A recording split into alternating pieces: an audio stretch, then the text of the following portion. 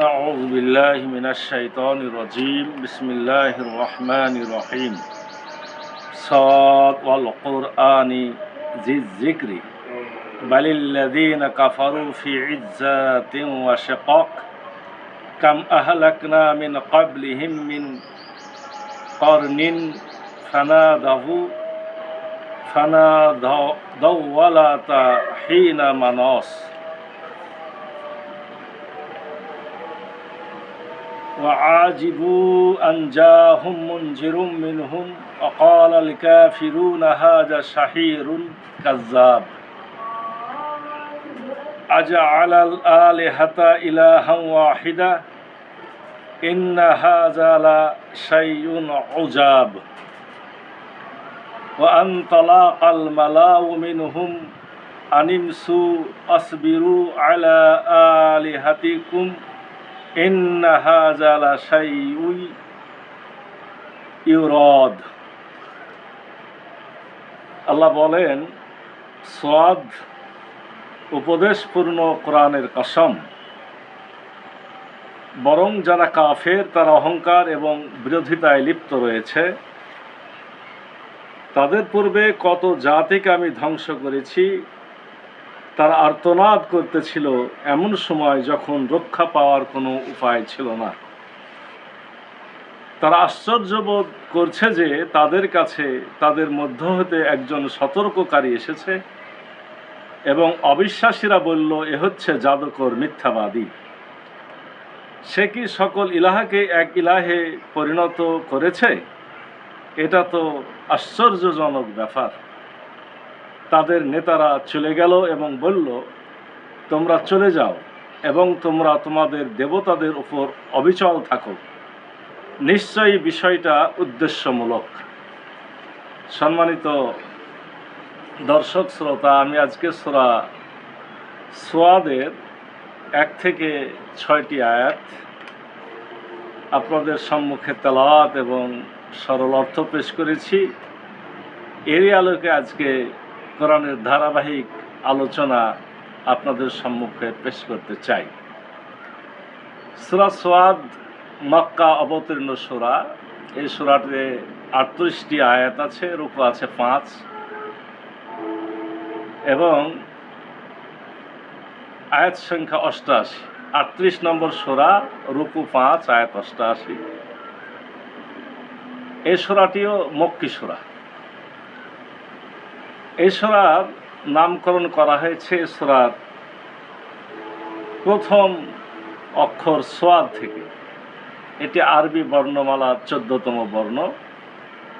এই বর্ণ এই সূরার শুরুতে রয়েছে এবং এখান থেকে সূরার নাম রাখা হয়েছে সূরা সাদ। এই সূরার মূল বিষয়বস্তু হলো কাফেরদের আচরণ এবং তাদের পরিণাম। তওবার সময় যখন ফুরিয়ে যাবে, তারপরে যে তওবা কবুল হবে না সে বিষয়ে আলোচনা। দাউদ আলাইহিস সালাম সম্পর্কে বিশেষ ঘটনার বর্ণনা। সুলাইমান আলাইহিস সালামকে প্রদত্ত আল্লাহর নিয়ামতের বর্ণনা। ইবলিসের অহংকার এবং তার ঘোষণা। ইবলিস এবং তার অনুসারীদের প্রতি আল্লাহর ঘোষণা এবং রাসূলগণের দাওয়াত। এই সূরা যে প্রেক্ষাপটে নাজিল হয়েছে সেটি একটি গুরুত্বপূর্ণ বিষয়। এই সূরা নাজিলের সময়কাল নিয়ে মুফাসসিরিনে কেরামের মধ্যে মতভেদ রয়েছে। কেউ কেউ বলছেন 4র্থ হিজরিতে যখন আল্লাহ রাসূল সাল্লাল্লাহু আলাইহি সাল্লাম মানুষদেরকে দ্বীনের দাওয়াত দেওয়া শুরু করলেন, প্রত্যেক ঘরে ঘরে কেউ না কেউ দাওয়াত গ্রহণ করে ফেলল এবং মক্কার মুশরিক নেতাদের এটা মাথা ব্যথার কারণ হয়ে দাঁড়ালো। চতুর্দিকে হইচই পড়ে গেল। তখন তারা আবু তালিবের কাছে গেছিলেন আল্লাহ রাসূল সাল্লাল্লাহু আলাইহি ওয়াসাল্লামের বিরুদ্ধে নালিশ নিয়ে। কারি মতে তখন এই সূরাটি নাজিল হয়।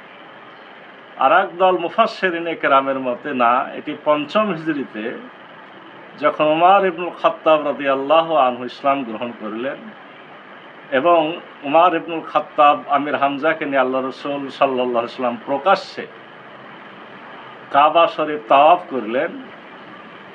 এই সময়ে মক্কার কাফের মুশরিকরা কিছুটা ভীত হয়ে আবু তালিবের কাছে গেল আল্লাহ রসুল সাল্লাল্লাহু আলাইহি ওয়াসাল্লামের সাথে একটা বোঝাপড়ার জন্য। কেউ কেউ বলছেন তখন নাজিল হয়েছে, কাউরি মতে না, আল্লাহ রসুল হজরত মুহাম্মদ সাল্লাল্লাহু আলাইহি সাল্লাম শিবে আবু তালিবের বন্দি দশা থেকে ফেরত আসার পরে, অর্থাৎ নবুয়তের 10ম বর্ষে যখন রসুল সাল্লাল্লাহু আলাইহি সাল্লাম শিবে আবু তালিবের বন্দি দশা থেকে মুক্ত হলেন, সাথে আবু তালিব এবং মা খাদিজা রাদিয়াল্লাহু আনহা সকলেই বন্দি দশা থেকে মুক্ত হলেন। আবু তালিব এরপরে বিছানায় শায়িত হয়ে গেলেন, মৃত্যুশয্যায় পড়ে গেলেন। তখন মক্কার কাফের মুশরিকরা বলল যে চলো, আবু তালিব যদি মারা যায় মুহাম্মদ অভিভাবক শূন্য হবে, তখন তার উপরে যদি কোনো আক্রমণ আমরা করি তাহলে লোকেরা বলবে যে অভিভাবক নয়, এজন্য তাকে আক্রমণ করা হয়েছে। অতএব আবু তালিব বেঁচে থাকতে চলো আমরা একটা বোঝাপড়া করি। এই কথা বলে ওলীদ ইবনে মুগিরার নেতৃত্বে 25 জন মক্কার মুশরিক কাফের সর্দার আল্লাহ রসুল হজরত মুহাম্মদ সাল্লাল্লাহু আলাইহি সাল্লামের বিষয়ে একটি চূড়ান্ত ফয়সালার জন্য আবু তালিবের কাছে গেছিলেন। মক্কার প্রখ্যাত মুশরিক সর্দার অর্থাৎ আবু জেহেল, উতবা, শাইবা সহ আপনার মক্কার গুরুত্বপূর্ণ সকল কুরাইশ নেতা, মুরব্বী, তারা সকলেই আবু তালিবের কাছে গেছিলেন এবং আবু তালিবের কাছে এসে বললেন, আপনি আমাদের বড় মুরব্বী, আপনি কি জানেন এই নির্বোধেরা কি করছে? আমরা আপনার কাছে এসেছি, আপনি আমাদের মধ্যে এবং আপনার ভাতিজার মধ্যে একটা মীমাংসা করে দিবেন। আবু তালিব মুহাম্মদ সাল্লাল্লাহু আলাইহি ওয়াসাল্লামকে ডাকলেন এবং বললেন, এরা তোমার সম্প্রদায়ের লোক, তোমার কাছে কিছু প্রশ্ন করতে চাই। মুহাম্মদ সাল্লাল্লাহু আলাইহি ওয়াসাল্লাম বললেন যে আচ্ছা, তারা প্রশ্ন করুক। এই প্রেক্ষাপটে এই সূরাটি নাজিল হয়েছে। আমরা জানি যে মক্কার কাফের মুশরিকরা বহুবার আল্লাহ রসুল সাল্লাল্লাহু আলাইহি ওয়াসাল্লামকে বিভিন্ন ধরনের সন্ধি প্রস্তাব দিয়েছে। যেমন উতবা ইবনে রবিয়ার কথা আমরা জানি, সে আল্লাহ রসুলকে সম্পদ, সুন্দরী মহিলা, রসুলকে জিনে ধরেছে, জিনকে ছাড়ানো, এরকম বিভিন্ন ধরনের প্রস্তাব রসুল সাল্লাল্লাহু আলাইহি ওয়াসাল্লামকে দিয়েছিলেন। আর আবু তালিবের কাছে মক্কার কাফের মুশরিক নেতারা যতবার গেছেন ততবার একটাই কথা, যে আমাদের ধর্মের অবমাননা সে করছে, তাকে আমাদের পথ থেকে সরান, আমরাও তাকে কিছু বলবো না। কোনো সময় বলেছেন যে তাদেরকে আমাদের বাপদাদার ধর্মের অপব্যাখ্যা থেকে নিষ্কৃতি দেন। কোনো সময় বলেছে যে আমাদের বাপদাদার ধর্ম অস্বীকারী, তাকে আমাদের হাতে তুলে দেন। এক এক সময় এক এক প্রস্তাব দিয়েছে। তবে এই সর্বশেষ আবু তালিব যখন বিছানাগত, তখন তাদের প্রশ্নটা ছিল এরকম যে আপনি তার এবং আমাদের মধ্যে ফয়সালা করেন, এমন ফয়সালা যে আমরা তার বিরুদ্ধে কোনো কথা বলবো না, সে যেন আমাদের বিরুদ্ধে কথা না বলে এবং আমাদের লোকদেরকে যাতে আর ধর্মান্তরিত না করে, আমরা আমাদের পথে থাকি, সে তার পথে থাক। এরকম একটা ফয়সালা নিয়ে আবু তালিবের কাছে গেছিলেন। আল্লাহ রসুল হজরত মুহাম্মদ সাল্লাল্লাহু আলাইহি সাল্লাম তখন তাদেরকে বললেন, তোমরা আমার একটা কথা শোনো, যার ফলে তোমরা সমগ্র আরবের মালিক হবে এবং অনারবরাও তোমাদের আনুগত্য করবে। আবু জেহেল বলল, আমরা তোমার এরূপ 10টা কথা মানব, বলো তোমার কথাটা কি? রসুল সাল্লাল্লাহু আলাইহি সাল্লাম বললেন, বলো লা ইলাহা ইল্লাল্লাহ। যখন আল্লাহ রসুলের কথাটা বললেন তখন সবাই এটা ঘৃণা ভরে প্রত্যাখ্যান করলো, তারা দাঁড়ালো এবং তারা বের হয়ে গেল। আমাদের মতে এই ঘটনার প্রেক্ষাপটে মূলত সূরা সোয়াদ নাজিল হয়েছে। আসুন আয়াতগুলি, আমরা যে 6টি আয়াত পড়েছি তার ভিত্তিতে কিছু সংক্ষিপ্ত বিষয় আমরা জেনে নিই। রব্বুল আলামিন প্রথমে বলছেন সদ, অর্থাৎ আরবি বর্ণমালার একটি অক্ষর। অল কোরআনি জি জিক্র, এই কোরআনটি হলো উপদেশপূর্ণ। এখানে অনেক উপদেশের সমাহার ঘটেছে।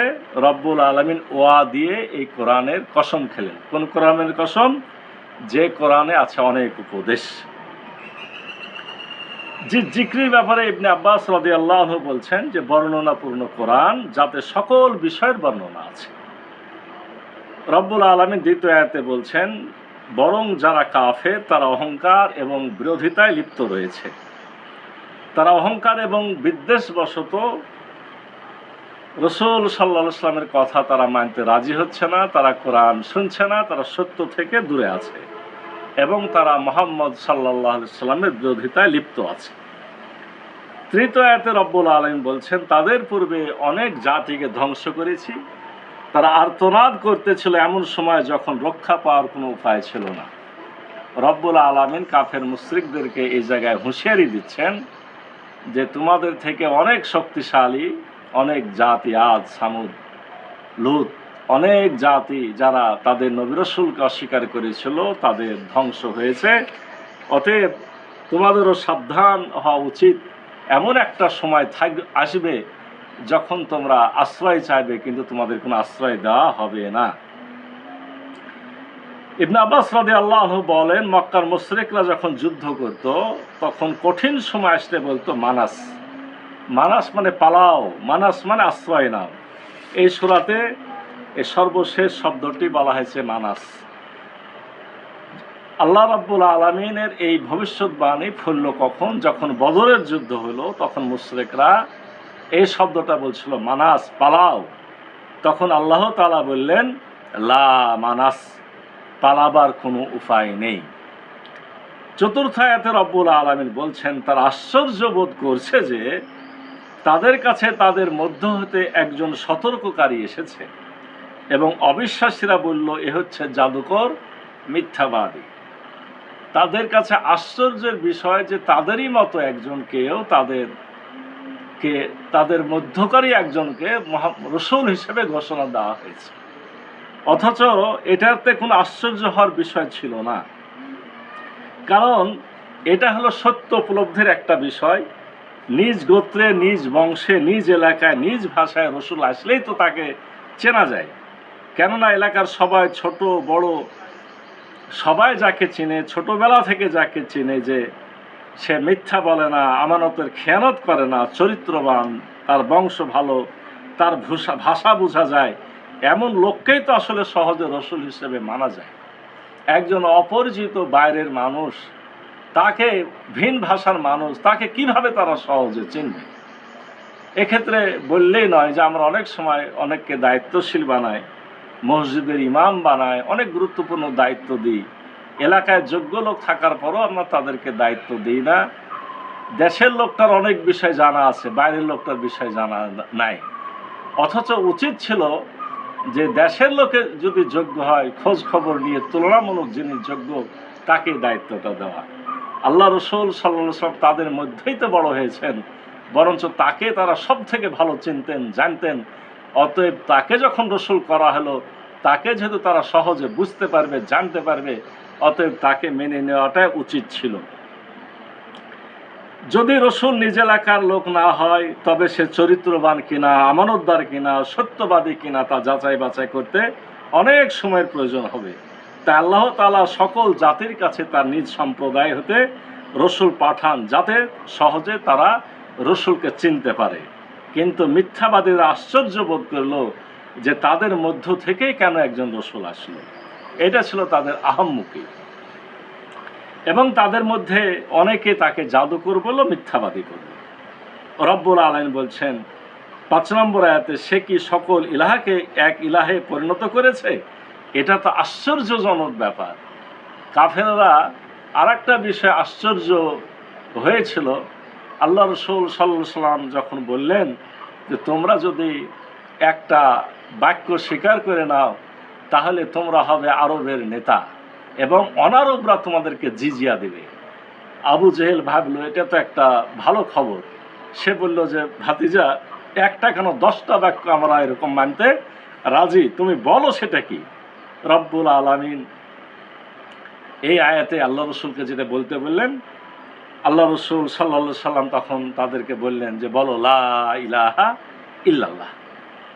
তখন তারা এটা আর মানতে রাজি হলো না, তারা ঘৃণা করলো, তারা দাঁড়িয়ে গেল এবং তারা বলল যে দেখো এটা কি সম্ভব, এই মোহাম্মদ সকল ইলাহাকে এক ইলাহাতে পরিণত করছে, সমস্ত মাখলুকাতের ইলাহা কি একজন হতে পারে? এক একজন তো এক এক দায়িত্ব পালন করবে, এটা এক আশ্চর্য ধরনের কথা। এক ইলাহাকে তারা মানতে রাজি ছিল না, আল্লাহকে তারা মানত কিন্তু এক ইলাহাকে না মেনে তারা বহু দেবদেবীর পূজা করত। সর্বশেষ আমরা যে আয়াতটি পড়েছি, রব্বুল আলামিন বলছেন এবার তারা ওই মজলিস থেকে আল্লাহ রসুলের কথা শোনার পর উঠে চলে গেল। আর কি বলল, তোমরা চলে যাও এবং তোমরা তোমাদের দেবতাদের উপর অবিচল থাকো, নিশ্চয়ই বিষয়টা উদ্দেশ্যমূলক।